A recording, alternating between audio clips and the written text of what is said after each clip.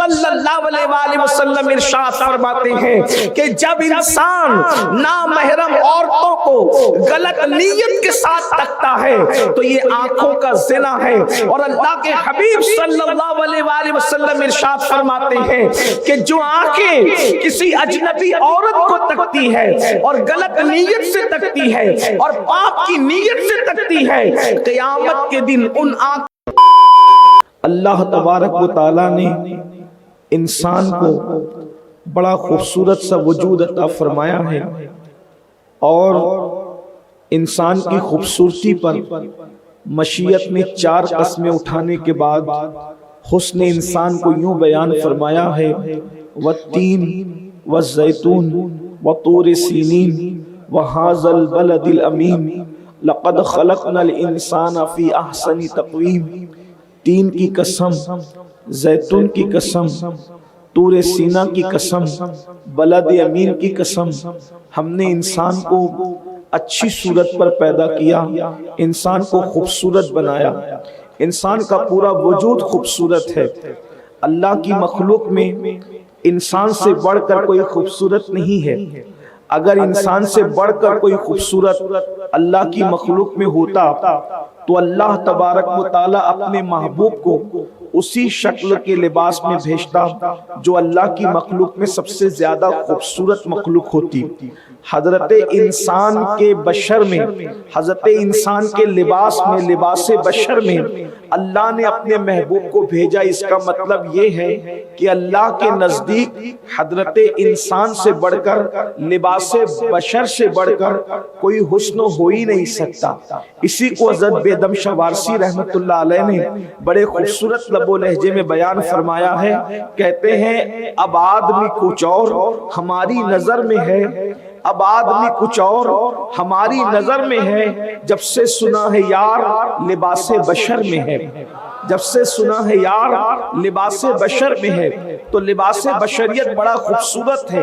حضرت انسان کو اللہ نے بہت حسن اور جمال عطا کیا ہے، اور انسان کے وجود کے اندر اللہ رب العزت نے جو آنکھیں عطا کی ہے وہ بڑی خوبصورت ہے، بڑی حسین ہے۔ انسان کے وجود سے اگر آنکھیں ختم ہو جائے تو پھر انسان کا وجود گویا کہ جہنم کدا بن جاتا ہے، اس کی زندگی جو ہے اللہ اکبر جہنم کدا بن جاتی ہے۔ کہنے والوں نے کہا ہے کہ نین ہے تو چین ہے اور نین نہیں تو چین نہیں۔ انسان کی زندگی اکثر آپ نے نابینا لوگوں کو بھیک مانگتے دیکھا ہوگا، اکثر بغیر آنکھ والوں کو آپ نے غربت اور افلاس کی زندگی گزارتے ہوئے دیکھا ہوگا۔ آنکھوں کی بڑی اہمیت ہے۔ انسان اپنی زندگی کا مکمل لطف اگر اٹھانا چاہتا ہے تو وہ آنکھوں کے ذریعے سے بہت زیادہ اپنی زندگی کو لطف اندوز کرتا ہے۔ اس لیے کہ راستہ چلنا ہے تو آنکھوں کی ضرورت، علم حاصل کرنا ہے تو آنکھوں کی ضرورت، کوئی کام کرنا ہے تو آنکھوں کی ضرورت۔ آنکھ انسان کے لیے بہت اہم ہے۔ اگر انسان کی آنکھیں نہ ہو تو اس کی زندگی کا عجیب حال ہوتا ہے، وہ زندگی کا مکمل لطف حاصل نہیں کر سکتا۔ لیکن آنکھیں ہی ہیں اللہ اکبر جو انتہائی توبہ شکن بھی ہے، آنکھیں ہی ہے جو فتنہ پرور بھی ہے، آنکھیں ہی ہے جو انسان کو جہنم کی راہ پر لے جانے والی بھی ہے۔ آنکھیں نہ ہو تو زندگی جہنم نشان بنتی ہے، اور اگر آنکھوں کا غلط استعمال کیا جائے، آنکھوں کا مس یوز کیا جائے تو پھر یہ آنکھیں ہی انسان کو جہنم کی طرف لے کر کے جاتی ہے۔ اللہ رب العزت کا فرمان ہے، قل اے محبوب آپ فرما دیجئے، کس کو فرمائیے؟ قل للمؤمنین یغضوا من ابصارہم، مومنوں سے آپ فرمائیں، ایمان والوں سے فرمائیں، اپنے غلاموں سے فرمائیں کہ وہ اپنی نگاہوں کو نیچی رکھیں، اپنی نگاہوں کی حفاظت کریں۔ آج دنیا کے اندر بیشتر گناہ جو انجام دیے جا رہے ہیں یا لوگ گناہوں کے دلدل کے اندر دھستے چلے جا رہے ہیں، اس کی سب سے بڑی وجہ آنکھوں کا غلط استعمال ہے، آنکھوں کا مس یوز ہے۔ اللہ اکبر، ایک انسان آنکھوں کا غلط استعمال کرتا ہے، عبادت کی لذت سے محروم کر دیا جاتا ہے۔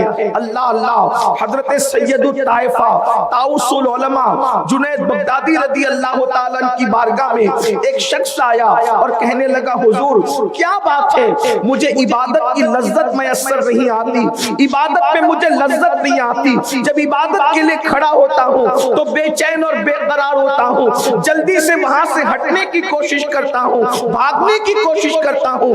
بیشتر انسانوں کی یہ کیفیت ہے, مسجد کے اندر ان کو چین نہیں آتا, فلم خانوں میں تو اطمینان سے بیٹھتے ہیں, جوا خانوں میں تو اطمینان سے بیٹھتے ہیں, لیکن اللہ کے گھر میں اگر بیان لمبا ہو جائے تو بار بار گھڑی دیکھتے ہیں, تلاوت لمبی ہو جائے تو مسجد بدل دیتے ہیں. یہی حال اوروں کا بھی ہے. ایک جوان نے سید طائفہ کی بارگاہ میں کہا عبادت میں لذت کیوں نہیں آتی, تو سید الطائفہ ارشاد فرماتے ہیں شاید تو نے کسی زانی کی آنکھوں میں جھانک لیا ہے, یہ اسی کی نحوست ہے کہ اللہ نے تیری عبادت سے لذت کو چھین لیا ہے.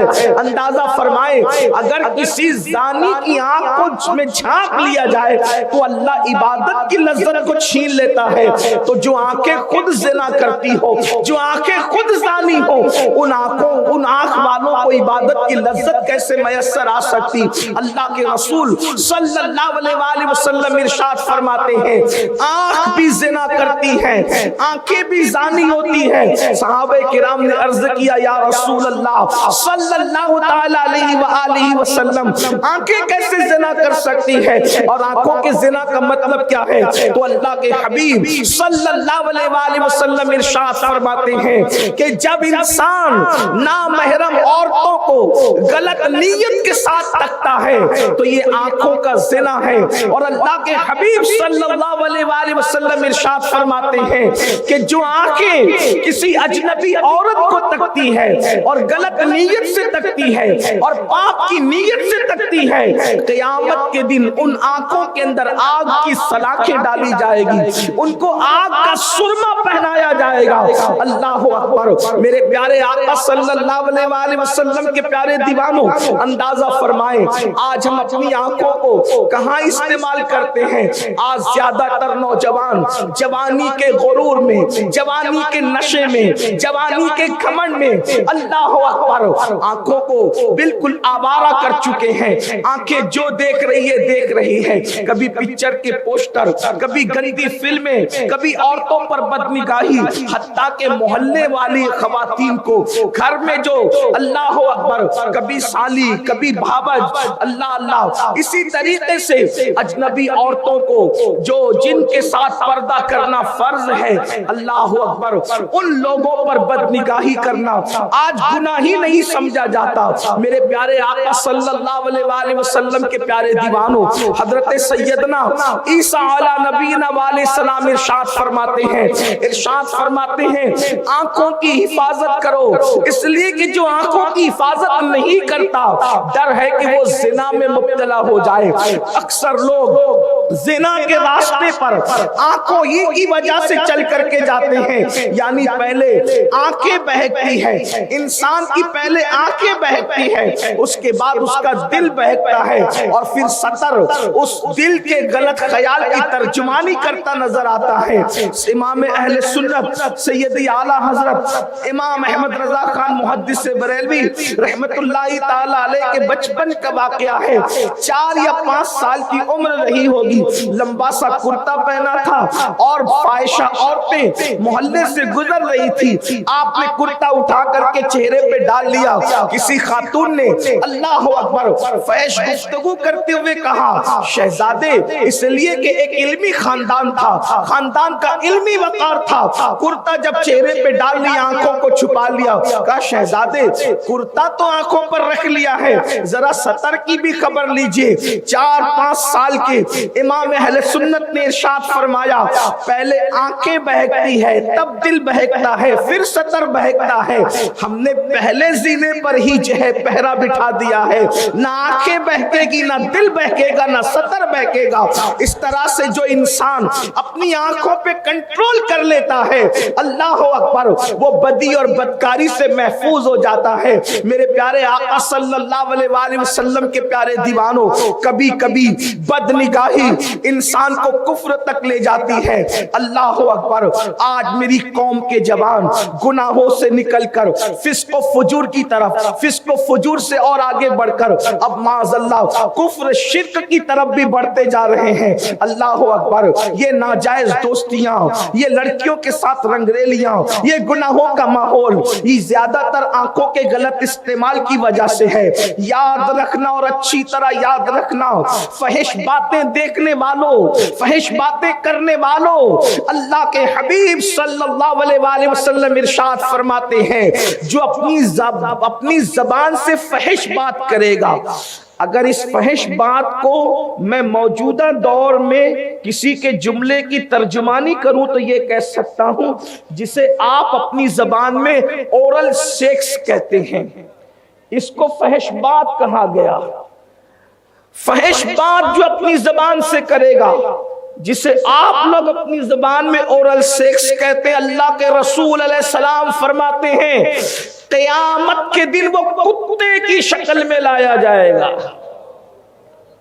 کتے کی شکل میں۔ اندازہ کریں، فون پر گندی گفتگو، فحش گفتگو کرنے والوں، آنکھوں سے فحش دیکھنے والوں، اور دوسرے مقام پر یہاں تک فرمایا کہ فحش گفتگو کرنے والے کو کتے کے پیٹ میں لایا جائے گا، اسے کتے کے پیٹ میں لایا جائے گا۔ سوچو، آج اس کو گناہ نہیں سمجھا جاتا، آج اس کو برائی نہیں سمجھا جاتا، نہ فحش گفتگو کرنے کو، نہ فحش دیکھنے کو، فحاشی عام ہو رہی ہے، بدکاری عام ہو رہی ہے، اس سے ایمان کو بھی زوال آ سکتا ہے۔ آئیے میں آپ کے سامنے ایک بہت بڑے محدث کی گفتگو پیش کروں۔ اگر آنکھوں کو کنٹرول نہ کیا گیا تو کبھی کبھی یہ آنکھوں کا مس یوز انسان کو کفر تک لے جاتا ہے، کافر اور مرتد تک بنا دیتا ہے، ایمان چھین لیتا ہے۔ اس لیے اللہ کے رسول صلی اللہ علیہ وآلہ وسلم نے اتنی عظیم ترین ہستی، باب مدینۃ العلم، سید السادات مولائے کائنات سیدنا علی کرم اللہ تعالی وجہہ الکریم سے مخاطب ہو کر کے ارشاد فرمایا، علی اگر کسی عورت پر نظر پڑ جائے، پہلی نظر تو معاف ہے لیکن پھر اس پر نظر جمائی نہ جائے، بلکہ فوری طور پر اپنی نظر کو وہاں سے پھیر لیا جائے۔ اگر دوسری نظر میں عورت کو دیکھا گیا تو یہ شیطان کے تیروں میں سے ایک تیر ہے، اور شیطان کہتا ہے میرا سب سے کامیاب تیر کمان آنکھوں کا غلط استعمال ہے، جب میں یہ استعمال کرتا ہوں تو یہ میرا تیر کبھی خطا نہیں جاتا۔ بڑے بڑوں کا ایمان لوٹا آنکھوں کے غلط استعمال کروا کر۔ حضرت عیسیٰ علیہ السلام نے تو اتنی احتیاط بتائی، بعض لوگ ان خیالات کو دقیانوسی خیالات کہنے لگتے ہیں معاذ اللہ، اور وہ بڑے روشن خیال بنے ہوئے۔ یاد رکھنا، اللہ والوں کا خیال کبھی دقیانوسی نہیں ہو سکتا۔ جس روشن خیال کی طرف تم جا رہے ہو نام نہاد روشن خیال، وہ دقیانوسیت ہے، یہ نہیں۔ اسلام دقیانوسیت کیسے ہو سکتا ہے؟ سیدنا عیسیٰ علیہ السلام ارشاد فرماتے ہیں کہ عورت کو دیکھنے سے بھی بچو جو اجنبی اور نامحرم ہے۔ عورت تو عورت ہے، عورتیں جو کپڑے پہنتی ہے، اگر وہ کپڑے بھی کہیں رکھے ہو تو اس کو بھی دیکھنے سے بچو کہ اس سے بھی دل میں شہوت اور زنا کے جذبات پیدا ہوتے۔ اتنے تقوی کی بات کی حضرت عیسیٰ علیہ السلام نے کہ اگر عورت کے کپڑے کہیں رکھے ہو تو اس کو بھی دیکھنے سے بچو، اور یہاں تک کہ پھر تقوی کی بات فرماتے کہ یہ بھی تقوی ہے کہ اگر عورت کہیں سے بیٹھ کر کے اٹھ جائے اور وہ جگہ ابھی اس کے بیٹھنے سے گرم ہو تو وہاں بھی نہ بیٹھا کرو، کیونکہ وہاں بیٹھنے سے بھی دل میں زنا کے جذبات پیدا ہو سکتے۔ یہ پاکیزگی کا تصور ہے اسلام میں۔ اگر کوئی بہت بڑا انسان بھی اپنی آنکھ کے حوالے سے بے فکر ہو جائے تو وہ بھی آنکھوں کے فتنے میں مبتلا۔ آنکھ کا فتنہ بڑا خطرناک ہے۔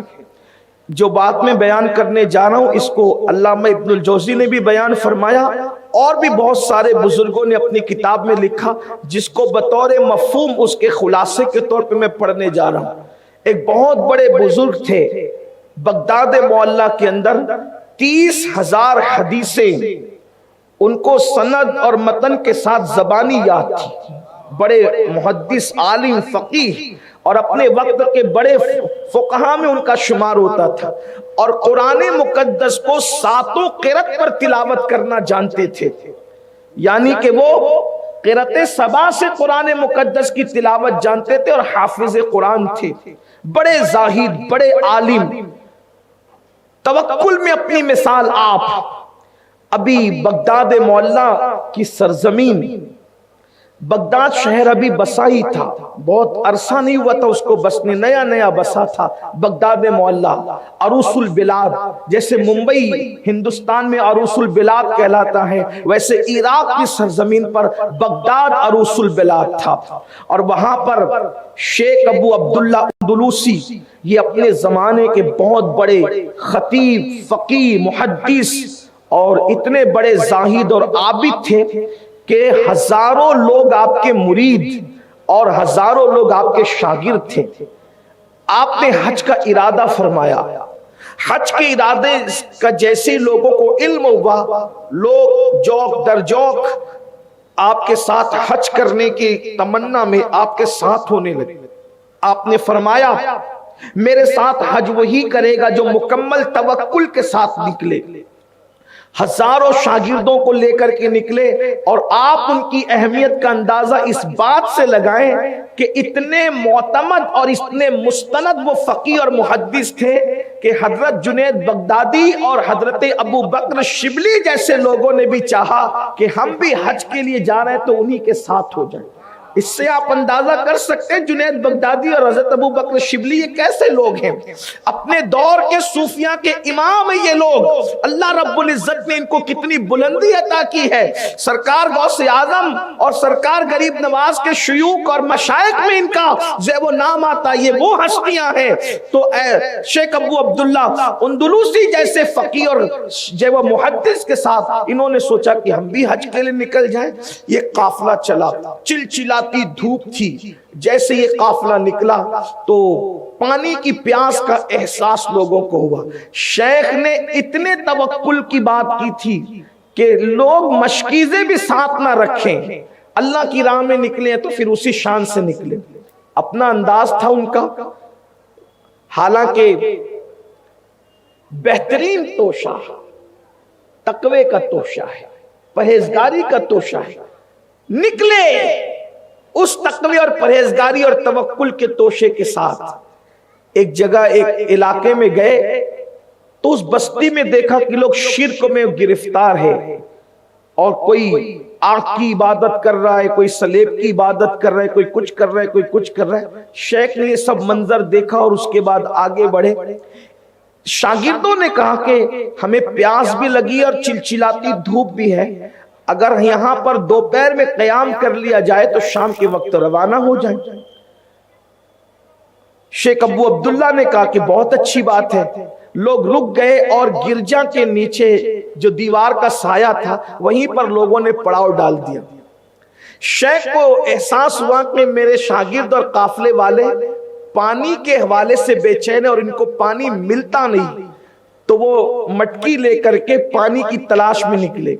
جیسے وہ پانی ڈھونڈنے کے لیے نکلے اور پانی کی تلاش میں گئے تو انہوں نے کیا دیکھا، ایک بڑا سا تالاب ہے، اور تالاب پر جو ہے کچھ لڑکیاں ہیں اور بڑی حسین و جمیل اور خوبصورت ہیں، اور وہ پانی بھر رہی ہیں، اور ان تمام لڑکیوں کے اندر ایک اور لڑکی ہے جو بڑی حسین و جمیل اور حسن کی ملکہ ہے۔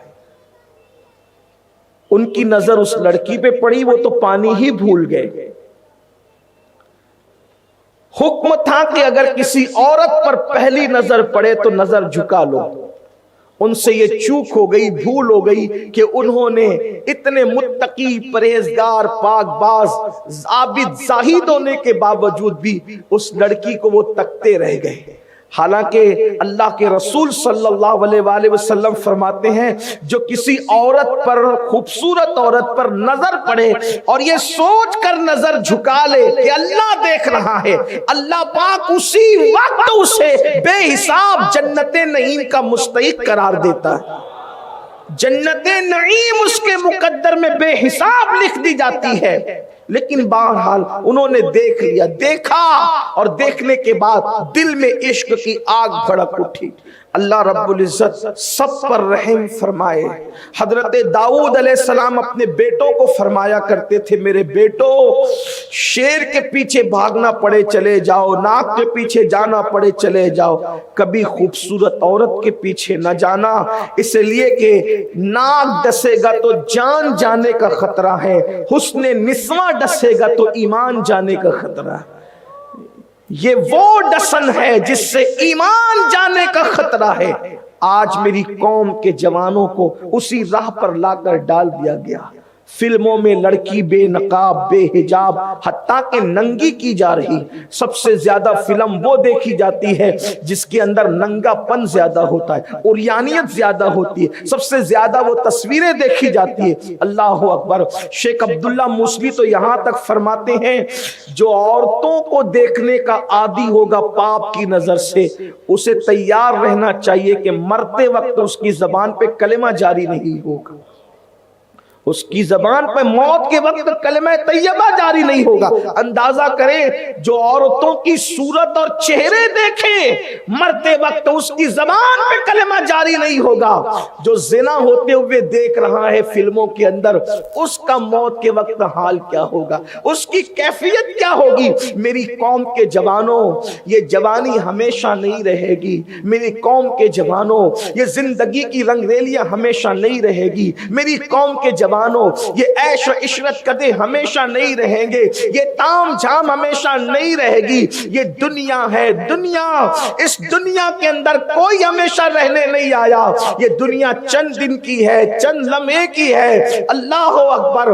میرے آقا صلی اللہ علیہ وآلہ وسلم کے دیوانوں، دنیا کے فریب میں نہ آؤ، دنیا کے دھوکے میں نہ آؤ۔ دنیا تمہیں اغوا کرنا چاہتی ہے، دنیا فکر کو اغوا کرنا چاہتی ہے، تم محمد الرسول اللہ کے غلام ہو، اپنی آنکھوں کی حفاظت کرو، اپنی آنکھوں کو تحفظ فراہم کرو۔ اللہ اکبر۔ آنکھوں کا غلط استعمال انسان کو کیسے کیسے بڑے انسانوں کو کہاں تک لے جا رہا ہے۔ اللہ اکبر، اللہ اکبر۔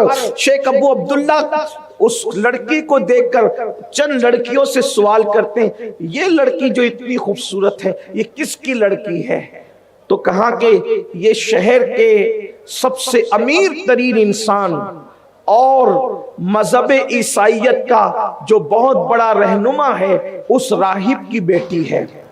تو کہا اتنی خوبصورت ہے، حسین ہے، جمیل ہے، اس کے باوجود اس کے باپ نے اس کو ذلیل کیسے کیا کہ اس کو پانی بھرنے بھیج دیا؟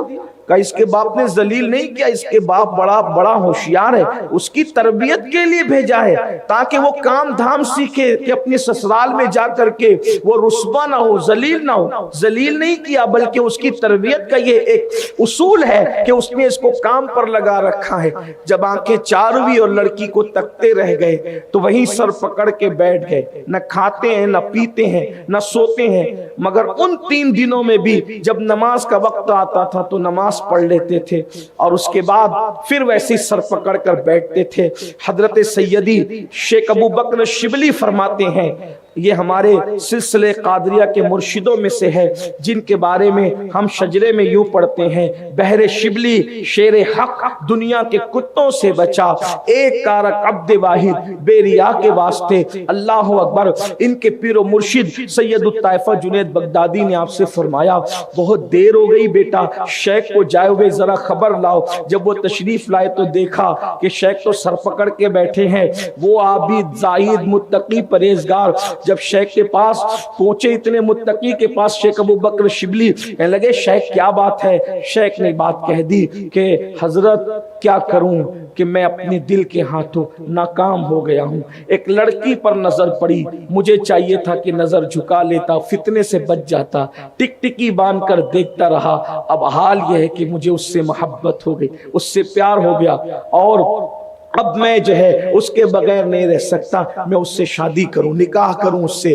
آپ نے فرمایا ایک عیسائی لڑکی سے تم نکاح کرو گے؟ ایک عیسائی لڑکی سے تم نکاح کرو گے، اس سے شادی کرو گے؟ تو کہا میں کیا کروں، مجھے کچھ سمجھ میں نہیں آ رہا ہے۔ تو پوچھا حضرت شیخ شبلی نے تمہیں 30,000 حدیثیں زبانی یاد تھی، کتنی حدیثیں یاد رہ گئی ہے؟ کہا سب بھول گیا ہوں، صرف ایک حدیث یاد ہے، ایک لڑکی کو دیکھنے کا وبال، کسی لڑکی پر پاپ کی نظر ڈالنے کا وبال۔ کہتے ہیں کہ 30,000 کے 30,000 بھول گیا، صرف ایک حدیث یاد رہی، اور وہ یہ حدیث کا مفہوم یہ ہے جو اپنا دین بدل دے اس کو دنیا میں رہنے کا کوئی حق نہیں۔ کہ ساتوں قرات سے قرآن یاد کیا تھا، حفظ کیا تھا، کتنی آیتیں رہ گئی؟ کہ 2 آیتوں کے سوا کوئی آیت یاد نہیں، سب بھول گیا، کچھ یاد نہیں ہے۔ اب کیا ارادہ ہے؟ کہا کہ تم لوگ جاؤ حج کے لیے، میں نہیں آتا۔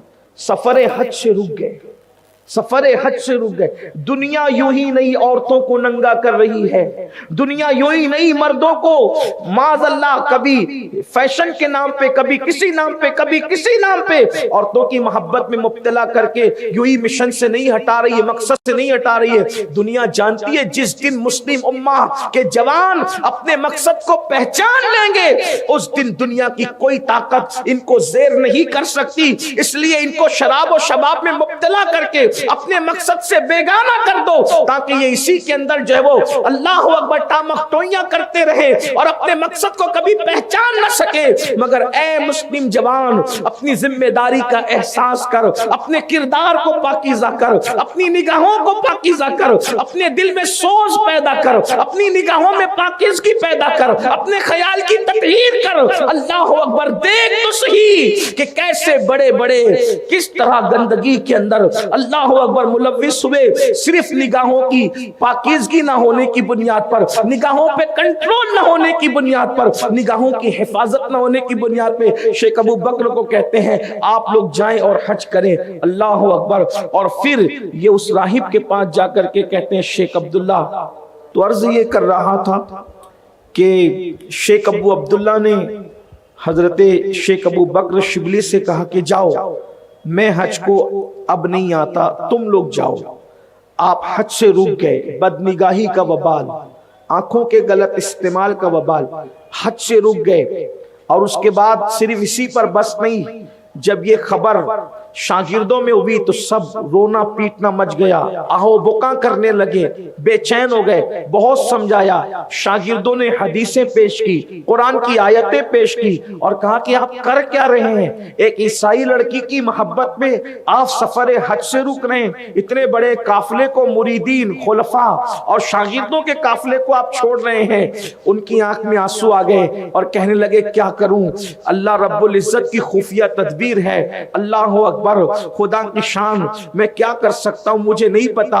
اللہ نے مجھے کس آزمائش میں مبتلا کر دیا، کس آزمائش میں گرفتار فرما دیا، اور اس کے بعد پھر وہ روتے پیٹتے چیختے چلاتے رہ گئے۔ اور ادھر شیخ عبداللہ ابو عبداللہ اس عیسائی راہب کے پاس گئے، اور وہاں پر جانے کے بعد کہنے لگے کیا یہ لڑکی تمہاری ہے؟ اس نے کہا ہاں، میں چاہتا ہوں کہ اس کا نکاح میرے ساتھ کر دیا جائے، تو کون ہے؟ اللہ اکبر، انہوں نے اپنا تعارف کرایا، بغداد کا سب سے بڑا فقیہ، بڑا عظیم محدث، اللہ اکبر، اتنا سننا تھا۔ اس نے کہا میری بیٹی کا نکاح تو میں اسی کے ساتھ کروں گا، شادی اسی کے ساتھ کروں گا جس کو وہ پسند کر لیں، میں اس سے پوچھتا ہوں، اگر وہ اس پر راضی ہو جائے تو میں تیرے ساتھ اس کا نکاح کرنے کے لیے تیار ہوں۔ اللہ اکبر، یہ دروازے کے باہر کھڑے تھے، ادھر لڑکی سے اندر اس کا باپ سوال کر رہا تھا۔ خوبصورت اور ہوشیار لڑکی نے کہا وہ مسلمان ہے، ہم عیسائی ہیں، اور میں اس کے ساتھ کیسے شادی کر سکتی ہوں؟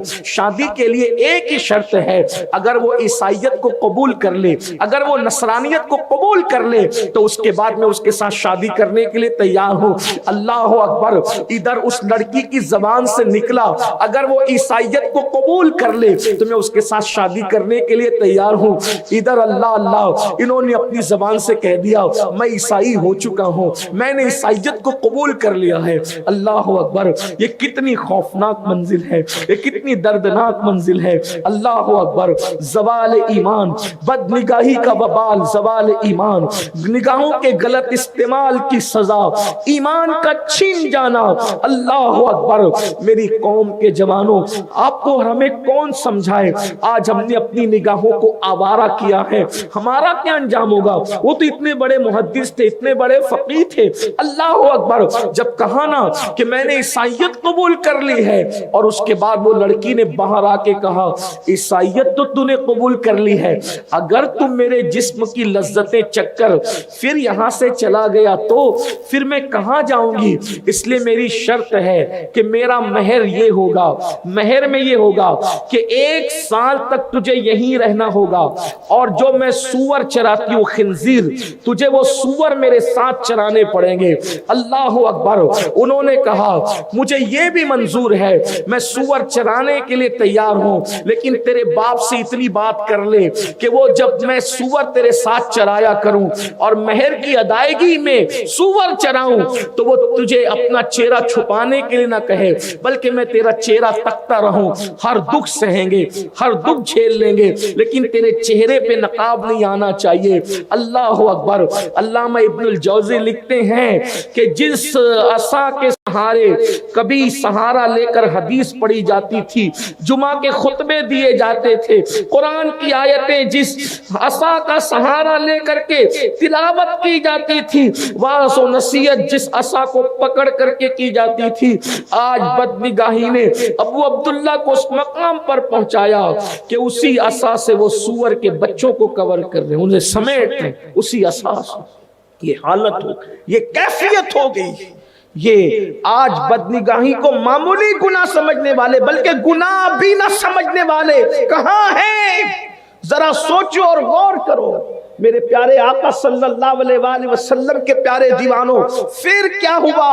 اللہ اکبر.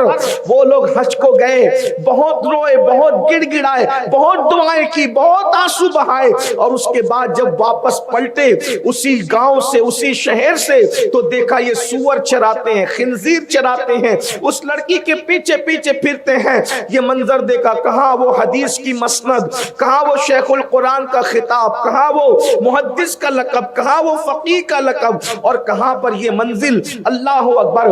ان حالات کے اندر انہوں نے یہ منظر دیکھا, بہت روئے, بہت سمجھایا, آخرکار روتے رلاتے وہ واپس ہو گئے. ابھی یہ سوچ رہے تھے بغداد جائیں گے تو کیا منہ دکھائیں گے, لوگوں کو کیا بات بتائیں گے, لوگ کتنی باتیں کریں گے. بادشاہ کو پتا چلا, بادشاہ نے سارے مدرسے بند کروا دیے, ساری مسندیں اٹھوا دی کہ ایسا کرتے اہل علم. اور اللہ اکبر, اللہ اکبر, ساری رونقیں روٹ گئی, علمی رونقیں بغداد معلیٰ کی سرزمین سے. اب مزید جائیں گے تو کیا منہ لے کر جائیں گے, کیا دکھائیں گے؟ کہتے ہیں سب کے دل پر غم تھا, بوجھ تھا, تکلیف تھی.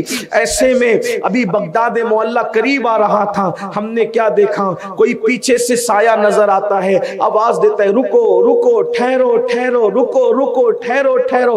ہم ٹھہر گئے تو کیا دیکھا, وہ نہر میں غسل کر کے باہر آتا ہے, اور آنے کے بعد بلند آواز سے پڑھتا ہے اشہد ان لا الہ الا اللہ واشہد ان محمدا عبدہ ورسولہ, اشہد ان لا الہ الا اللہ واشہد ان محمدا عبدہ ورسولہ, اشہد ان لا الہ الا اللہ واشہد ان محمدا عبدہ ورسولہ. اس طرح سے وہ پڑھتے. ہم نے دیکھا تو کوئی اور نہیں تھا, وہ شیخ ابو عبداللہ ہی تھے. ہم ان سے لپٹ گئے. انہوں نے کہا کہ میں نے توبہ کر لی, مرتد ہو گیا تھا, نصرانی ہو گیا تھا, یہ سب کچھ ہو گیا تھا, اللہ نے مجھے آزمائش میں مبتلا کر دیا تھا, اب میں اس لڑکی کو چھوڑ کر آ گیا ہوں اور پھر سے میں مسلمان ہو گیا ہوں. مگر وہ دور اتنا خوبصورت دور تھا, اتنی بڑی غلطی ہو جانے کے بعد بھی اگر کوئی توبہ کر لے تو وہ لوگ اس کو ایکسپٹ کر لیتے تھے, اسے قبول کر لیتے تھے. آج ہمارے یہاں تو اگر کوئی چوری سے توبہ کر لے تو پھر بھی اس کو چوری کا تانا دیا جاتا ہے, اگر کوئی زنا سے توبہ کر لے تو بھی اس کو زنا کا تانا دیا جاتا ہے. اللہ اکبر. اگر کوئی سود کے دھندے سے توبہ کر لے تو بھی اس کو جو وہ پھر پچھلے گناہ کا تانا دیا جاتا ہے. اگر کوئی داڑھی منڈانے سے توبہ کر لے, بے نمازی پن سے توبہ کر لے, جس جرم سے توبہ کر لے, پھر بھی تانا دیا جاتا ہے. سن لو, توبہ کرنے والے کو کبھی آر نہ دلانا, تانا نہ دینا. اللہ کے رسول صلی اللہ علیہ وآلہ وسلم فرماتے ہیں جو کسی سچی توبہ کرنے والے کو اس کے گناہ پہ آر دلاتا ہے, اللہ اکبر, اس وقت تک آر دلانے والے کو موت نہیں آئے گی جب تک وہ اسی گناہ میں مبتلا ہو کر کے ذلیل نہ ہو جائے. چونکہ وہ لوگ علم والے تھے, تقوی والے تھے. شیخ ابو عبداللہ کی اس غلطی پر ان کو سینے سے لگایا توبہ کے بعد, اور پھر اسی شان کے ساتھ چلے. مسندیں سجنے لگی, مدرسے کھول دیے گئے, سارے معاملات بھلا دیے گئے. آخرکار ایک شاگرد نے پوچھا, حضرت آپ ایک لڑکی کے حسن میں آخر مرتد ہو گئے. وجہ کیا تھی؟ آپ نے کہا نا میرے ایک گناہ کی وجہ سے. یہ تو بدنگاہی کا گناہ تھا, یہ تو بہت بڑا گناہ تھا, یہ تو, لیکن اس بدنگاہی میں وہ مبتلا کیسے ہوئے؟ اس بدنگاہی میں وہ مبتلا کیسے ہوئے؟ کیوں مبتلا ہوئے؟ وہ کہتے تھے کہ بس ایک گناہ تھا میری زندگی کا جس نے مجھے بدنگاہی میں مبتلا کیا. بدنگاہی نے مجھے جو وہ ارتداد کی طرف لے گیا. تو لوگ پوچھتے تھے وہ کون سا گناہ تھا جو آپ کو بدنگاہی تک لے گیا, سفر حج سے روک گیا, ارتداد تک لے گیا, آپ ارتداد تک پہنچے. اس وقت انہوں نے کسی کو نہیں بتایا. دن گزرتے گئے, ایک دن ایسا ہوا مسند سجی ہوئی تھی, درس ہو رہا تھا حدیث کا. ایک برقع پوش خاتون آئی اور اس نے پوچھا کیا شیخ ابو عبداللہ یہاں موجود ہے؟ لوگوں نے کہا ہاں موجود ہے, مگر تم کون ہو؟ کہا ان سے کہو کہ میں اسلام قبول کرنا چاہتی ہوں, ملنا چاہتی ہوں. اسلام قبول کرنے کی بات آئی تو دروازہ کھول دیا گیا. برقع پوش آ کے بیٹھ گئی. اس نے اسلام قبول کیا, کلمہ پڑھا اور اس کے بعد کہا ابو عبداللہ مجھے پہچانا؟ کہا کون ہو تم؟ اس نے ساری داستان بتائی. یہ وہی لڑکی تھی جو آئی. اب کیوں آئی ہو؟ کہا میں نے تو اسلام قبول کیا. کیسے قبول کیا؟ کہا کہ آپ جب مجھے چھوڑ کر چلے گئے تو میں نے خواب میں دیکھا سید السادات مولائے کائنات سیدنا علی کی زیارت کی, اور وہ مجھ سے کہتے ہیں اے لڑکی دین اسلامی حق ہے, دین اسلامی حق ہے, دین اسلامی حق ہے. 3 بار انہوں نے کہا اور کہا جا اس کے ہاتھ پر جا کر اسلام قبول کر لے. تو میں آپ کے ہاتھ پر اسلام قبول کرنے کے لیے آئی ہوں یا رسول, میں آپ کے ہاتھ پر اسلام قبول کرنے کے لیے آئی ہوں, مسلمان ہو گئی ہوں. اور مجھے یہ بھی کہا کہ تیری وجہ سے وہ اتنے بڑے فتنے میں مبتلا ہوا, اب تو اسلام قبول کر اور جا کر کے اس سے نکاح کر لے تاکہ تیرا حسن بھی اس کو نصیب ہو جائے. اس نے جو کیا تھا وہ تو پورا ہو گیا. اس کے ساتھ اللہ اکبر خفیہ تدبیر کر لی گئی, مگر توبہ کے بعد اب اس کو انعام یہ ملے کہ تو جا کر کے اس سے نکاح کر لے مسلمان ہو کر. وہ مسلمان ہو گئی, نکاح ہو گیا. ایک شاگرد نے حضرت صرف عبرت کے لیے بتا دیں, ہم کسی کا مذاق اڑانے کے لیے نہیں, کھوج اور تجسس کے لیے نہیں, صرف عبرت کے لیے پوچھنا چاہتے ہیں آخر کون سا وہ گناہ تھا جو آپ کو بدنگاہی تک لے گیا اور بدنگاہی آپ کو کفر اور ارتداد تک لے گئی؟ تو فرماتے ہیں جب ہم سفر حج میں چلے تھے اور اس گاؤں میں پہنچے تو جو یہ لڑکی کا گاؤں تھا اس گاؤں میں پہنچے تھے تو لوگوں کو ہم نے کفر اور شرک کرتے دیکھا, کفر شرک کرتے دیکھا. تو اس وقت تو میرے دل میں خیال آیا کہ میں کتنا بڑا متقی ہوں, کتنا بڑا پارسا ہوں, کتنا بڑا علم والا ہوں, اور یہ سب بے وقوف احمق لوگ شرک میں مبتلا ہیں. میں اپنے تقوی پہ گھمنڈ کر رہا تھا اور ان لوگوں کو غلط کاموں سے روک نہیں رہا تھا. اور پھر اللہ اکبر ایک عیسائی آیا اور آ کر کے مجھ سے لپٹا اور لپٹ کر کے کہا کہ مجھے بھی مسلمان بناؤ. تو میں نے کہا چل ہٹ کافر یہاں سے, اور میں نے اس کو دھکا دے کر کے بھگا دیا اور کہا میں اللہ کے نزدیک اتنا مقرب ہوں تو مجھ سے لپٹتا ہے. تو اس نے جاتے جاتے کہا ابو عبداللہ یہ تو اللہ ہی کو پتا ہے کون اللہ کے نزدیک مقرب ہے اور کون اللہ کے نزدیک مردود ہے. اور کہتے ہیں کہ وہ گیا پھر مجھے نہ ملا, لیکن بعد میں مجھے پتا چلا اللہ نے اس کو ایمان کی دولت عطا کی, وہ مسلمان ہو گیا اور رات و دن عبادت کرنے لگا. اور اللہ رب العزت نے صرف اپنی عبادت اور اپنے علم اور اپنے تقوی کے گھمنڈ کی وجہ سے مجھے یہ سزا دی کہ مجھے بدنگاہی کے وبال میں مبتلا فرمایا, اور اس بدنگاہی نے مجھے جو ہے وہ ارتداد تک کے پہنچایا. یہ میری داستان ہے. اللہ اکبر, کتنی عبرت کی بات ہے. اگر کوئی واقعی متقی ہو کر تقوی پہ گھمنڈ کرے, اگر کوئی واقعی علم والا ہو کر علم پہ گھمنڈ کرے تو اس کا یہ انجام ہوتا ہے. ہمارے پاس تو تقوی بھی نہیں ہے, اس کے باوجود بھی ہم اپنے آپ پہ گھمنڈ کرتے ہیں. اندازہ فرمائے تو یہ بدنگاہی کا وبال ہے. میرے پیارے آقا صلی اللہ علیہ وآلہ وسلم کے دیوانوں اور اے عاشقان رسول, اللہ کی بارگاہ میں توبہ کیجئے. یہ جو رات دن کا مشغلہ بنا رکھا ہے, گندی فلموں کو دیکھنا, جرائم کو دیکھنا, گندگی کو دیکھنا, یاد رکھیے ہمارے اسلاف نے ہمیشہ آنکھوں کی حفاظت کی, نگاہوں کی حفاظت کی. اللہ اکبر. بس اپنی گفتگو کو سمیٹتے ہوئے آخری بات کے طور پہ یہ بات کہہ رہا ہوں, جانتے ہیں آپ نگاہ کے تقدس کی کتنی کتنی اہمیت ہے، نگاہوں کی حفاظت کی کتنی اہمیت ہے۔ آپ نے ابھی دیکھا بدنگاہی کا وبال ارتداد تک لے جاتا ہے، اور نگاہوں کی حفاظت دشمن کے گھر تک اسلام پہنچاتی ہے۔ کہتے ہیں